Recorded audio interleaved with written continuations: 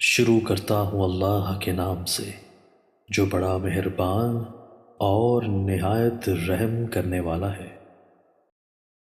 حضرت ابن مسعود رضی اللہ تعالیٰ عنہ بیان کرتے ہیں، میں نے رسول اللہ صلی اللہ علیہ وآلہ وسلم کو فرماتے ہوئے سنا، اللہ اس شخص کے چہرے کو تر و تازہ رکھے جس نے ہم سے کوئی ایسی چیز سنی تو اس نے جیسے اسے سنا تھا ویسے ہی اسے آگے پہنچا دیا، کیونکہ بسا اوقات جس سے بات پہنچائی جاتی ہے وہ اس کی اس سننے والے کی نسبت زیادہ حفاظت کرنے والا ہوتا ہے۔